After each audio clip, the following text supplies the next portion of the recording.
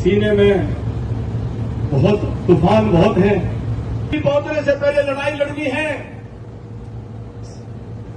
तो यहां भरतपुर पहुंच करके लोहगढ़ के किले में महाराजा सूरजमल के साथ में बातचीत की जाती है। महाराजा सूरजमल मराठा पेशवा को, भावराव को सुझाव देते हैं कि अभी जो हमारी सेना है वो खेती किसानी के काम में लगी हुई है, तक उनकी संख्या छापामार युद्ध कर करके, गुरिल्ला युद्ध कर करके आधी कर देंगे। और जब तक के हमारा बैसाख का महीना आ जाएगा, हमारे किसान फसल काट करके निश्चित हो जाएंगे और तब हमारा किसान फ्री हो जाएगा, मौसम अनुकूल हो जाएगा, सेनाएं मिलकर के लड़ेंगी, तो कोई कारण नहीं है कि अहमद शाह अब्दाली को हम पानीपत से पहले ही तहस नहस करके, नेस्त नाबूद करके उसको वापस भेजने का काम करेंगे। ये चौगामा में 1398 की कार्तिक के महीने में एक बहुत बड़ी पंचायत रची गई। 36 बिरादरी इकट्ठा हुई। बाबा देवपाल राणा 90 वर्ष की आयु से ज्यादा उनकी आयु थी, उनकी अध्यक्षता में वो पंचायत हुई।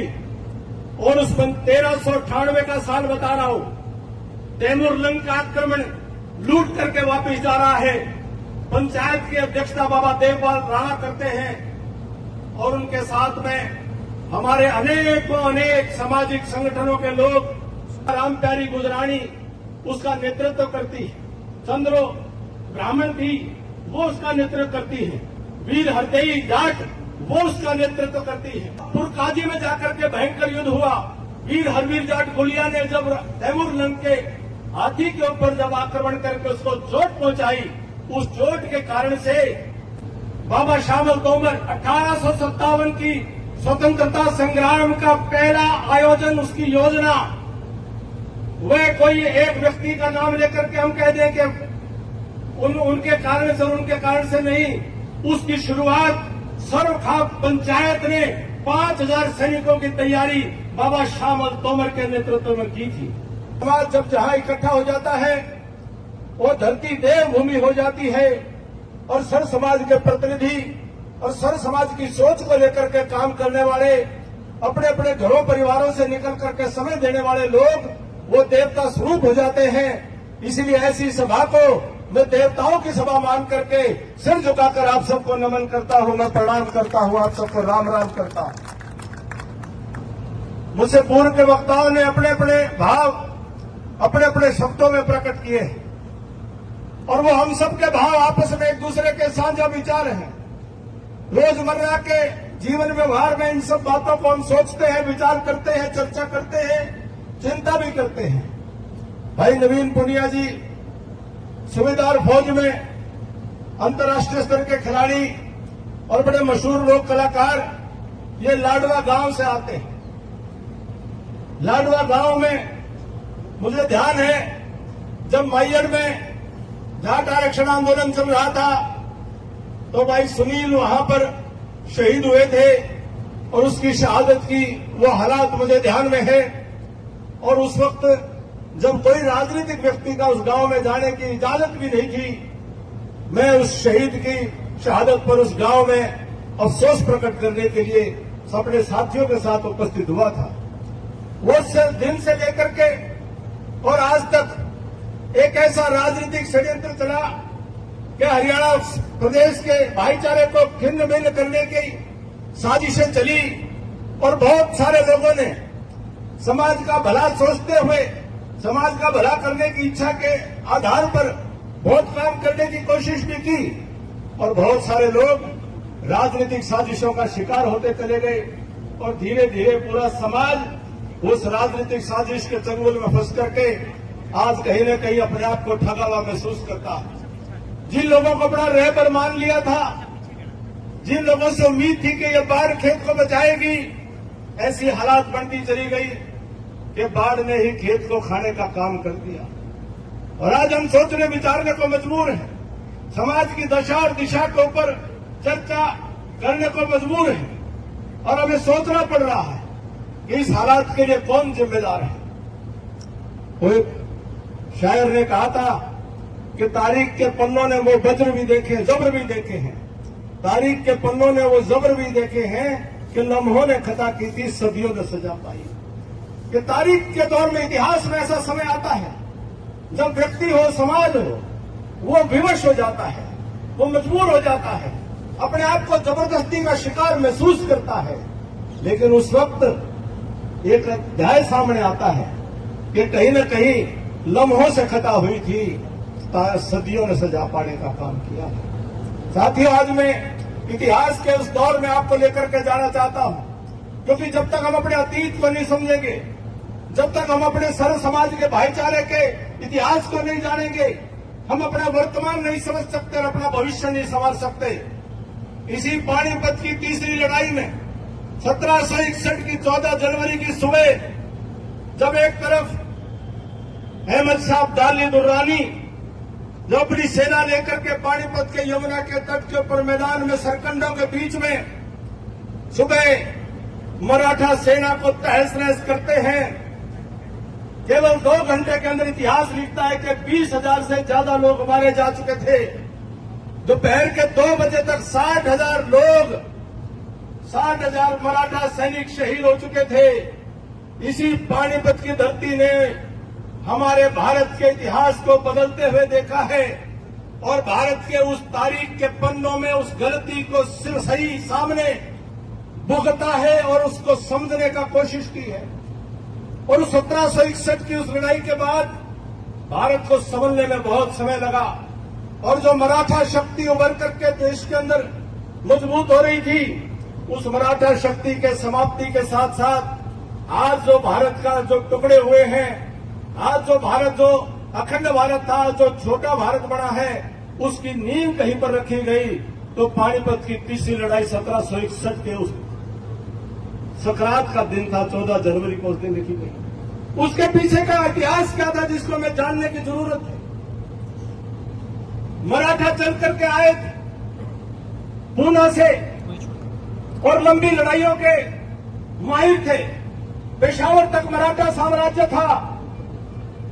लगातार लड़ाइयां लड़ करके मराठा सैनिक कहीं न कहीं थकान में भी थे, लेकिन निर्णय हुआ कि अहमद शाह अब्दाली दुर्रानी चल करके सेना लेकर के आ रहा, उसको रोकना है और उसके साथ दिल्ली पहुंचने से पहले लड़ाई लड़नी है।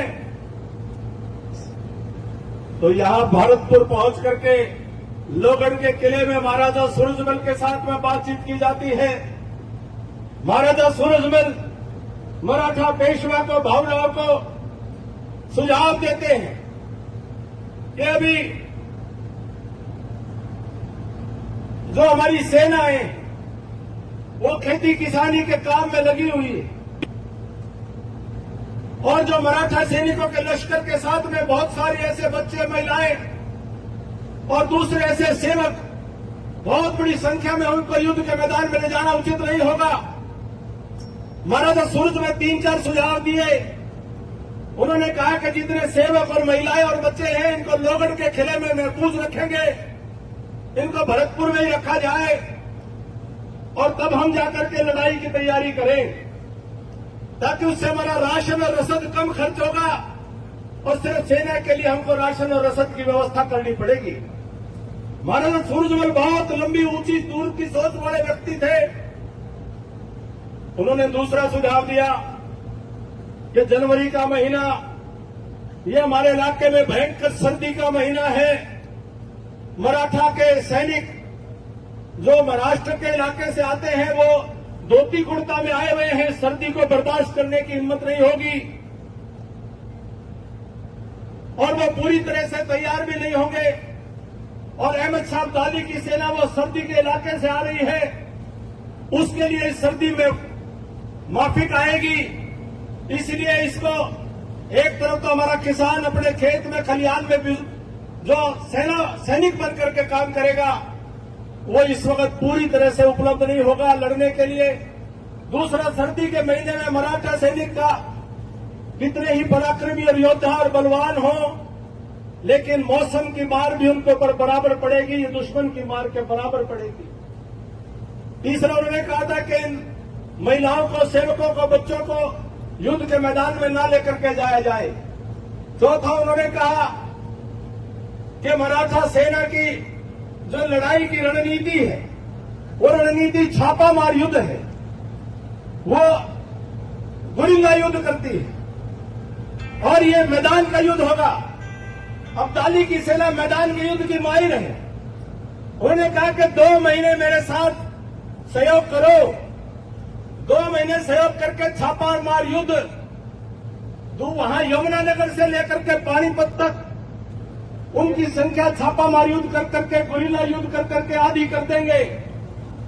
और जब तक के हमारा बैसाख का महीना आ जाएगा, हमारे किसान फसल काट करके निश्चित हो जाएंगे और तब हमारा किसान फ्री हो जाएगा, मौसम अनुकूल हो जाएगा, सेनाएं मिलकर के लड़ेंगी, तो कोई कारण नहीं है कि अहमद शाह अब्दाली को हम पानीपत से पहले ही तहस नहस करके, नेस्त नाबूद करके उसको वापस भेजने का काम करेंगे।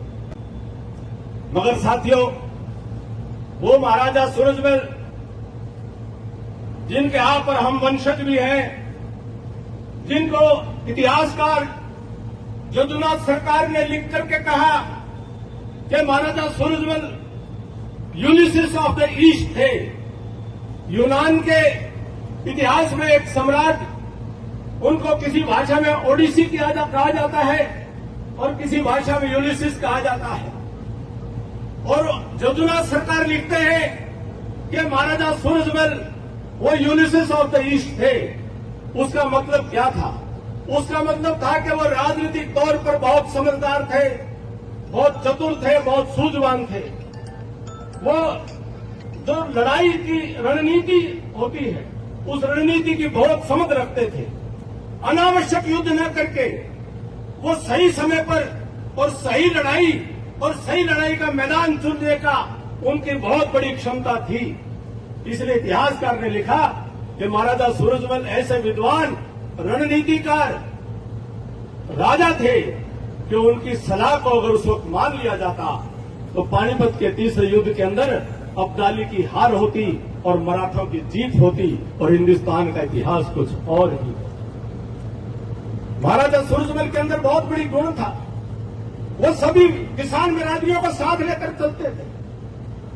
वह राजपूत राजाओं के साथ भी बहुत अच्छे संबंध रखते थे, मराठाओं के साथ भी बहुत अच्छे संबंध रखते थे और भारत के अंदर जो रोहिला जो मुसलमान राजा थे उनके साथ भी अच्छे संबंध रखते थे।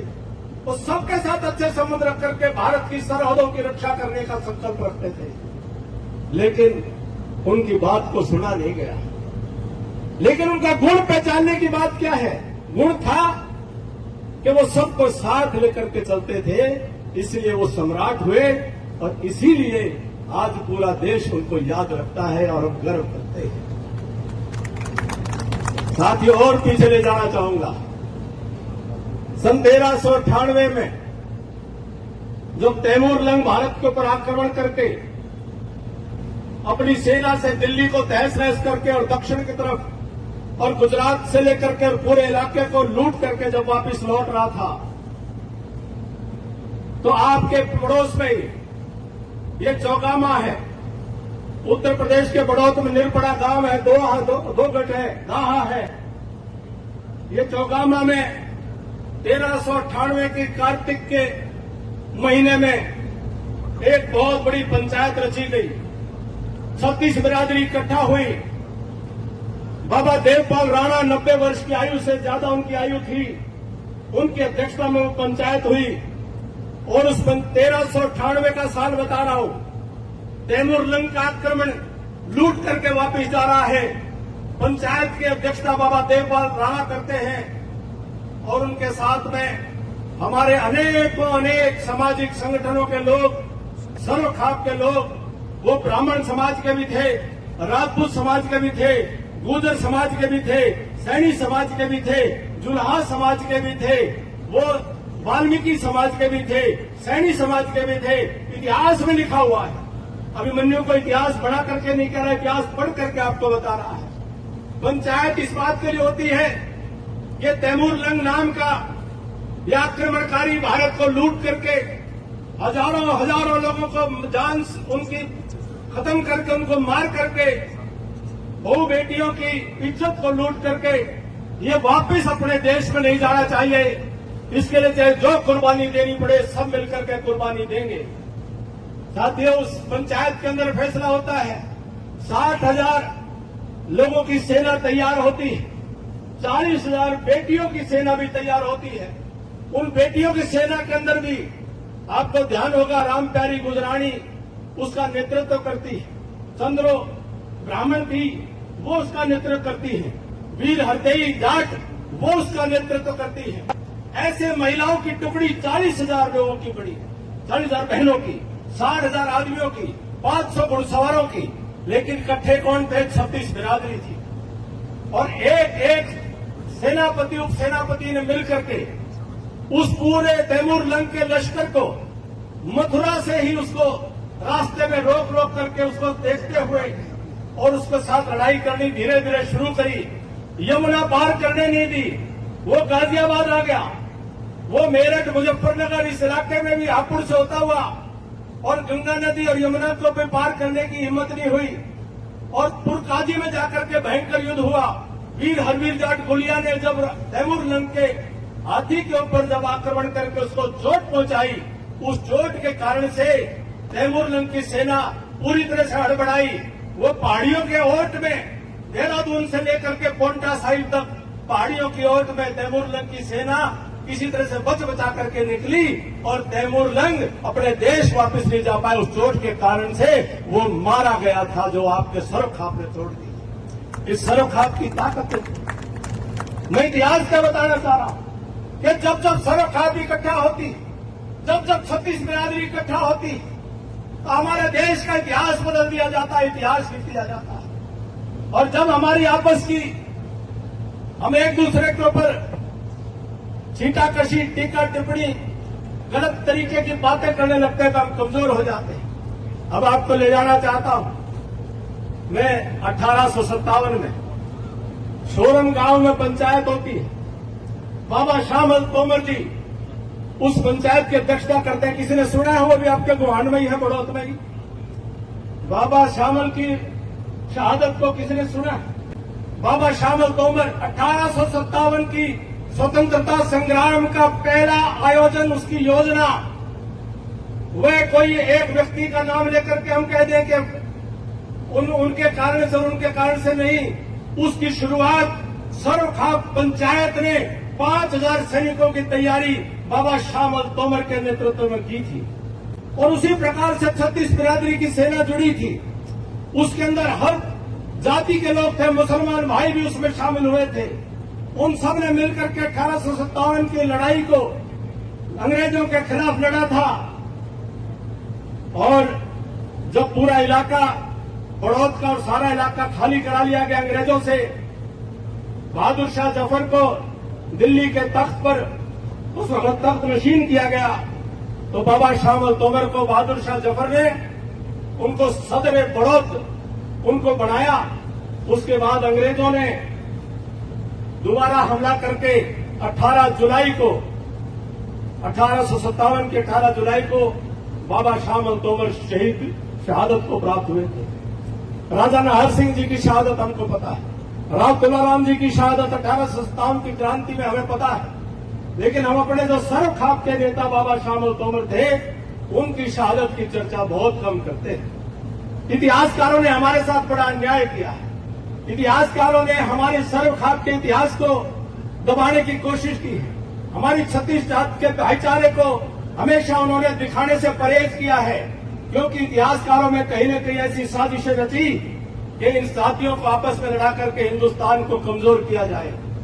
लेकिन साथियों, मैं आज आप सबके माध्यम से कोई अपना रोना रोने के लिए नहीं आया हूं, मैं अपनी कोई बड़ाई कराने के लिए नहीं आया हूं। मैं कोई बहुत बड़ा काम, मैंने एक सामान्य सामाजिक व्यक्ति के नाते जो समाज के हित में जो उचित समझा, मैंने उसको जो सही समझा, मैंने उसको आपको किया। काम करते करते मेरी सोच गलत भी हो सकती है, मुझसे गलत काम भी हो सकता है।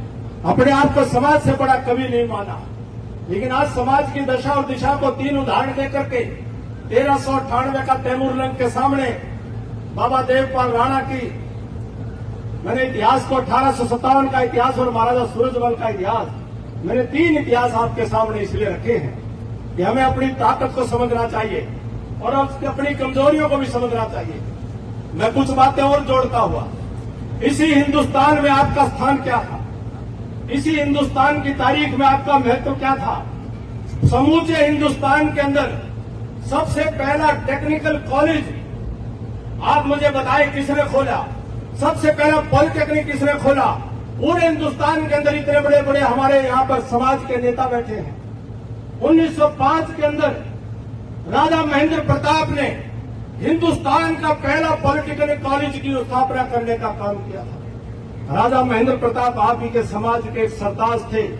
राजप्रसादों में रह करके, राजमहलों में रह करके अंग्रेजों के साथ मिल करके वो अपना जीवन यापन अच्छे से कर सकते थे, लेकिन उन्होंने देश से निकल करके और दुनिया के अंदर, पूरी दुनिया का सबसे पहले यूएनओ के बनने से पहले जो पहली यूनाइटेड नेशंस वर्ल्ड की जो ऑर्गेनाइजेशन बनाई थी, जिसका नाम लीग ऑफ नेशंस उन्होंने रखा था, वो राजा महेंद्र प्रताप ने पूरी दुनिया का संगठन बनाने का काम किया था। साथियों, अलीगढ़ मुस्लिम विश्वविद्यालय को बनाने के लिए सर सैयद अहमद इकबाल ने जब प्रार्थना करी थी, तो अपनी राजा ने अपनी एस्टेट, अपनी जमीन अलीगढ़ मुस्लिम विश्वविद्यालय को बनाने के लिए किसी ने दी थी, तो राजा महेंद्र प्रताप ने दी थी। दोस्तों, शिक्षा के प्रति समर्पण, शिक्षा के प्रति आधुनिक सोच और आधुनिक सोच को लेकर के नए अपने समाज को, नई पीढ़ी को नई दिशा देने का काम किया, वो हमारे पूर्वजों ने किया।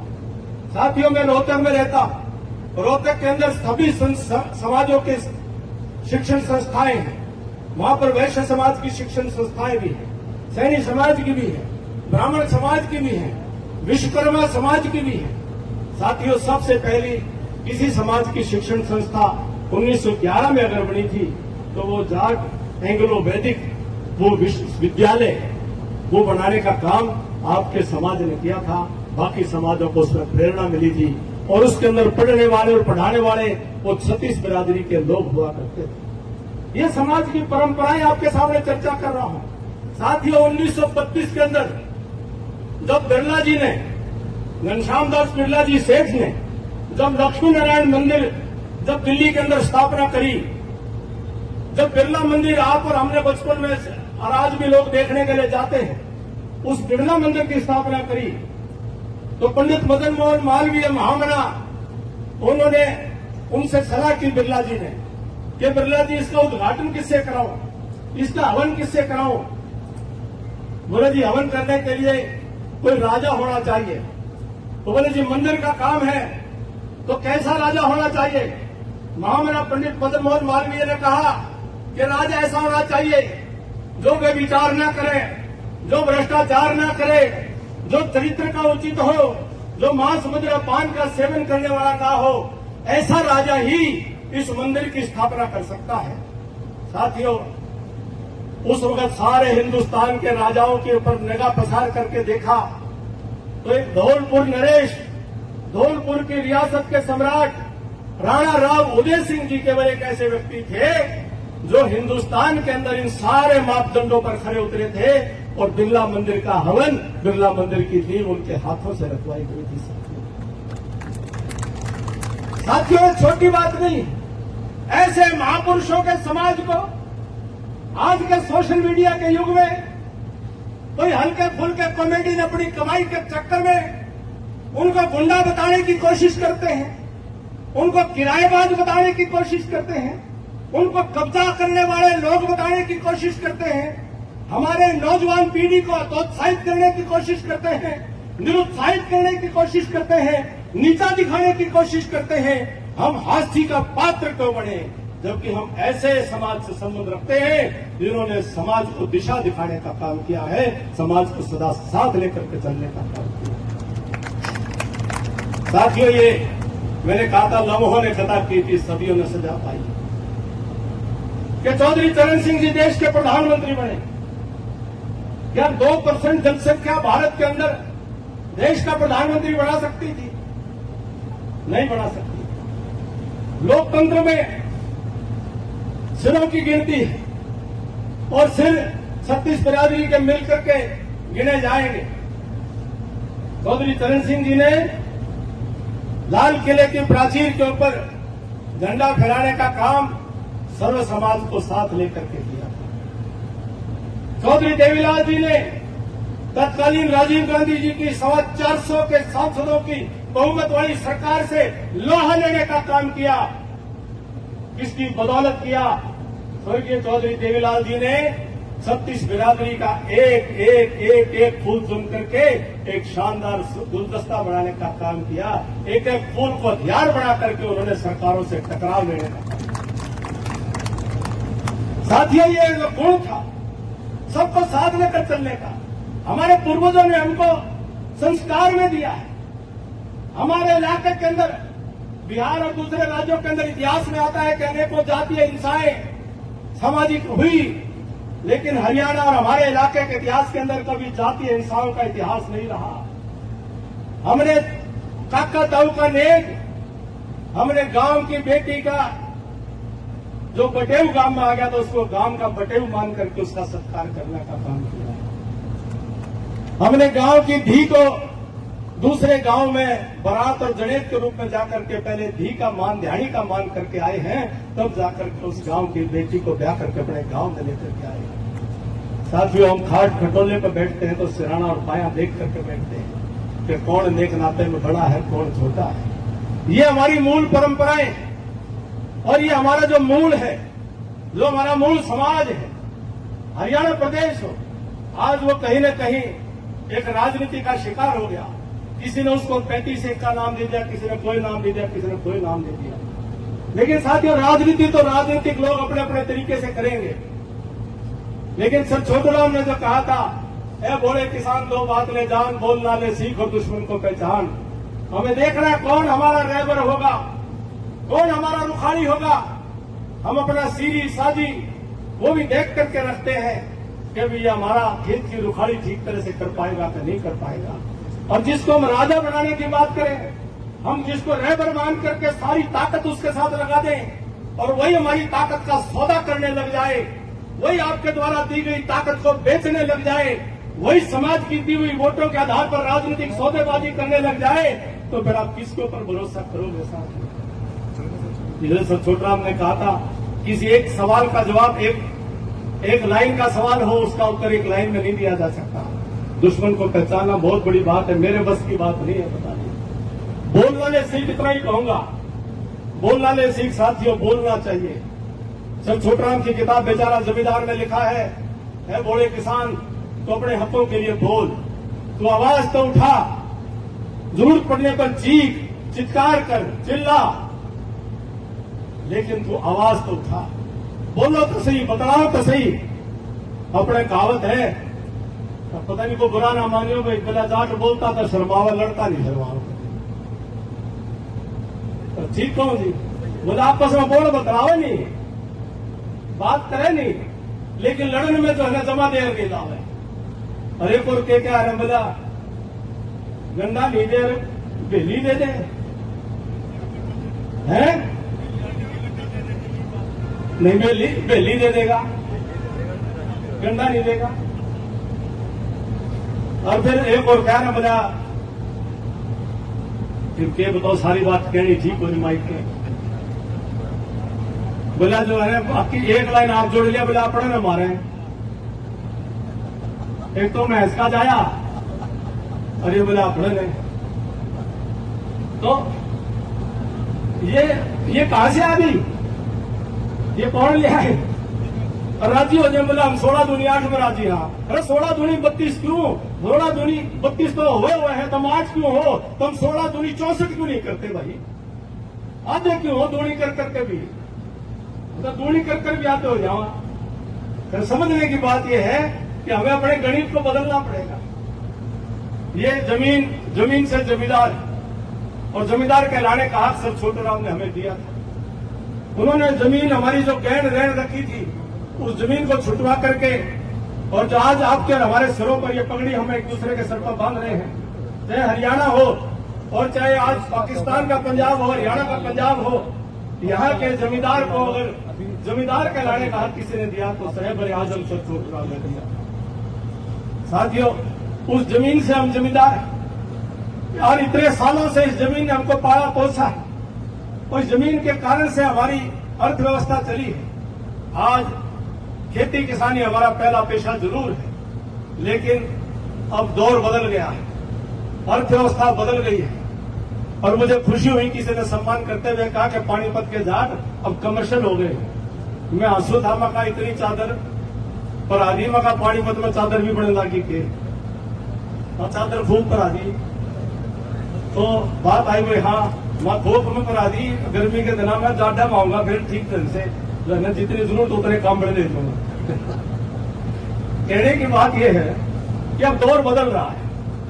एक महत्वपूर्ण बात है, चूंकि एक कमर्शियल सोच समझ रखने वाला इलाका है। भारत की अर्थव्यवस्था में 100 लोग मिलकर के 100 रुपए पैदा करते हैं।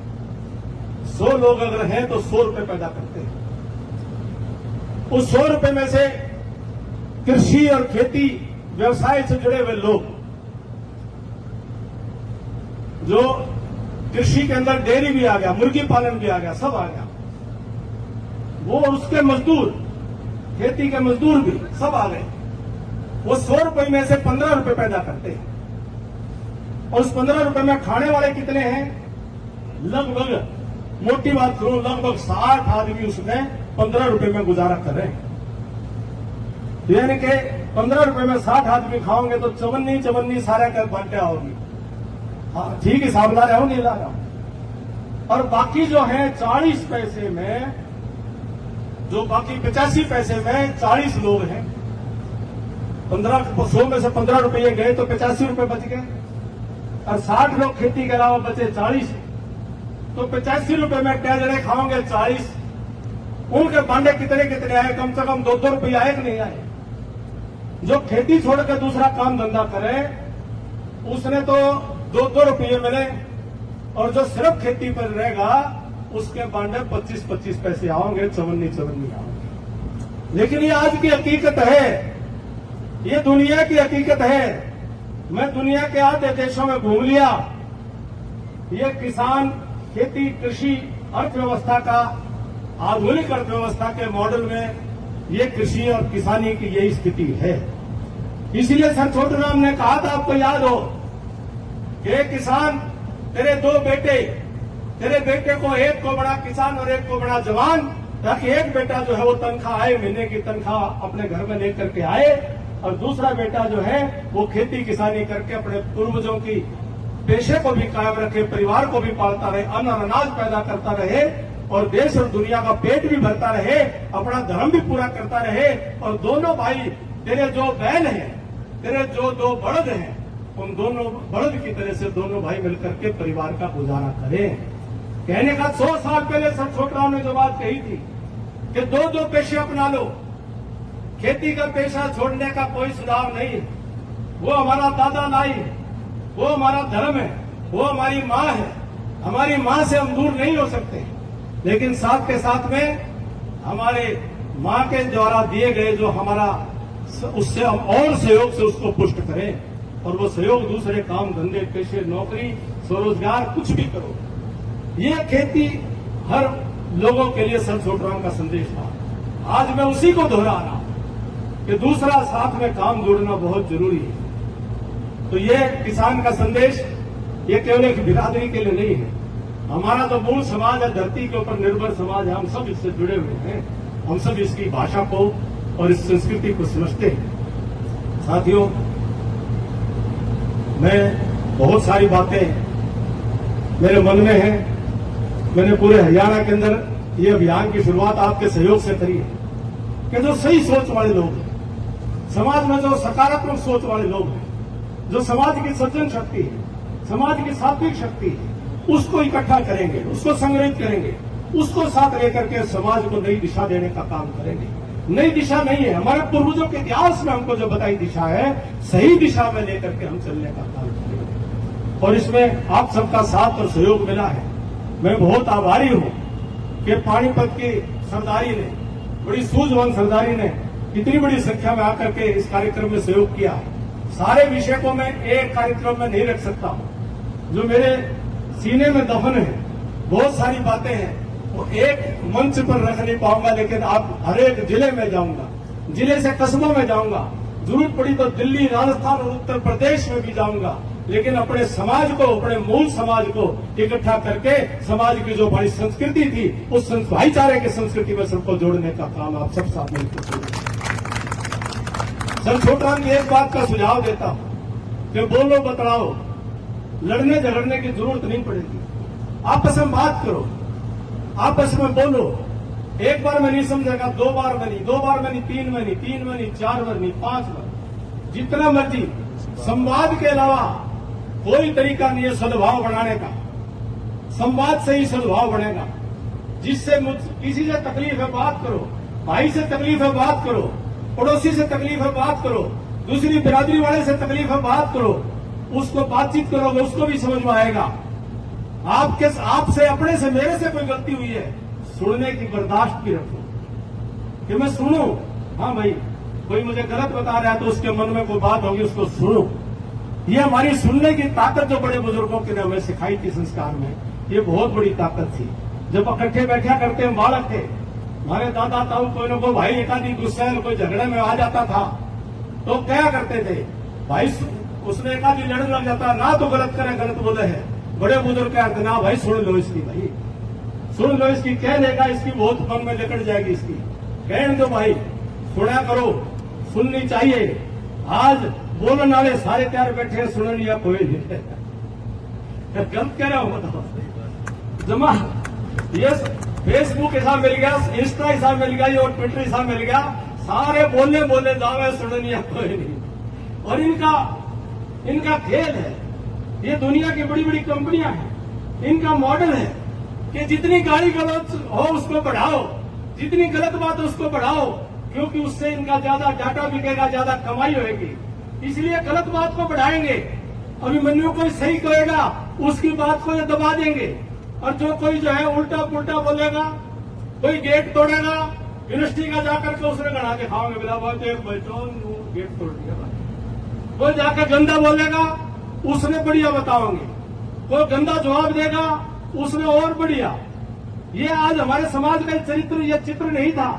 आज के दिन समाज के नेताओं को सोशल मीडिया में देखता हूं, सारा दिन गुस्से में पड़े रहे हैं, सारा दिन जो लड़ाई झगड़े के प्यार पड़े रहे हैं। मैं किसी का नाम नहीं लेता, राजस्थान में भाई हैं 2-3, वो भी सारा दिन गाली दे रहे हैं, सारा दिन गाली गलौज करे जाए। ये हमारी पहचान नहीं थी, सभ्यता हमारी पहचान थी, सुसंस्कार हमारी पहचान थी, छोटे बड़े की ऊंच नीच का मान सम्मान हमारी पहचान थी, कहना और सुनना हमारी पहचान थी। हमारी पहचान गाली गलौज देना कभी हमारी पहचान नहीं थी।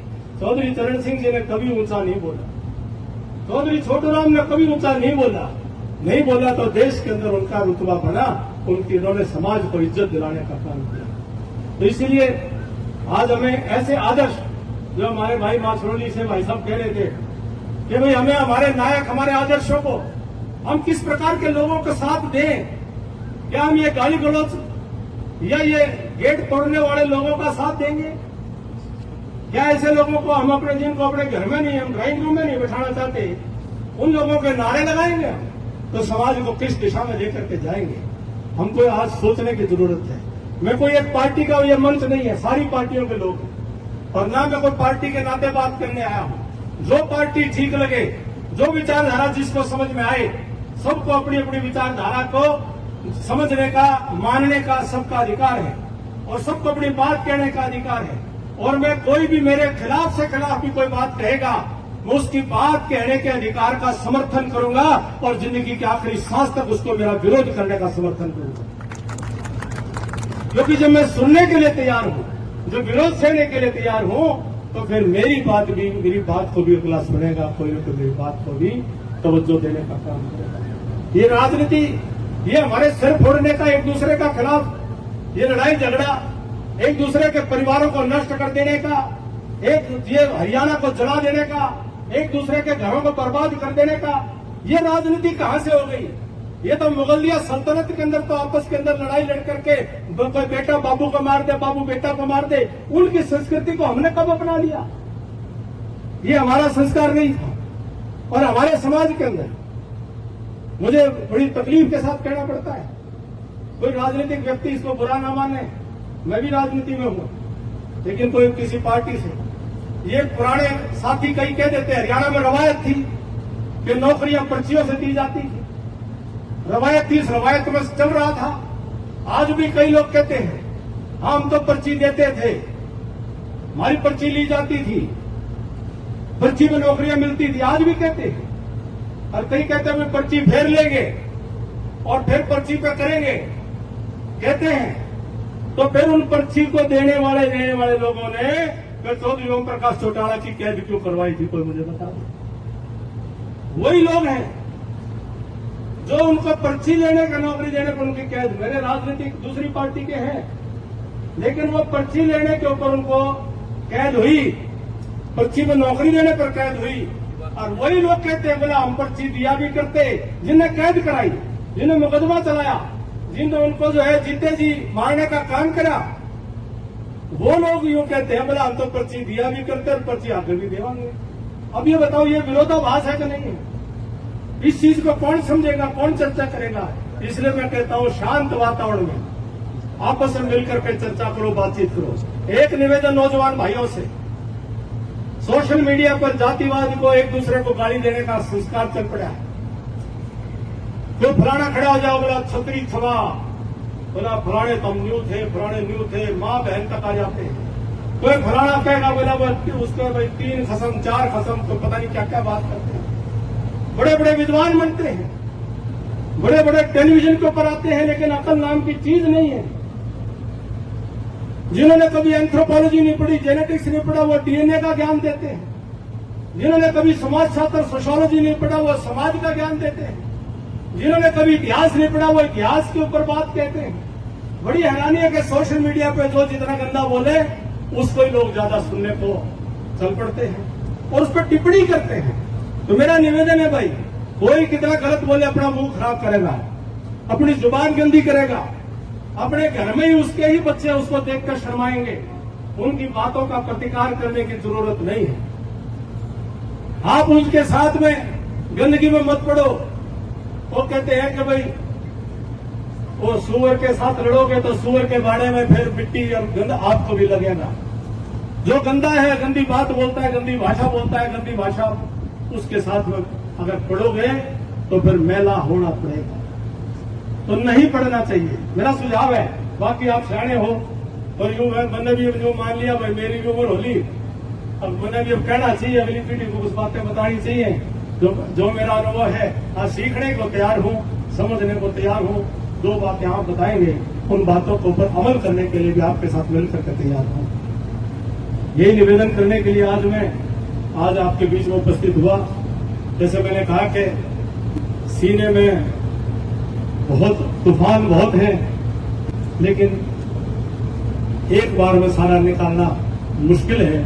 लेकिन आप सब साथियों का साथ मांगता हूं, बुजुर्गों का आशीर्वाद मांगता हूं कि हम मिलकर के अपने हरियाणा और अपने 36 बिरादरी के भाईचारे को फिर से कायम करेंगे और सर्व समाज की शक्ति को फिर से स्थापित करेंगे। आप सबका सहयोग मांगता हुआ, आप सबने जो मान सम्मान बख्शा है, आप सबका दिल की गहराइयों से आभार व्यक्त करता हूं। सर झुकाकर सरदारी को प्रणाम करता हूं, सर झुकाकर सभी देवताओं को नमन करता हूं। आप सबका बहुत बहुत धन्यवाद। जय हिंद, जय भारत। मेरे साथ मिलकर नारा लगाएंगे, सर्व समाज का भाईचारा जिंदाबाद, भाईचारा जिंदाबाद।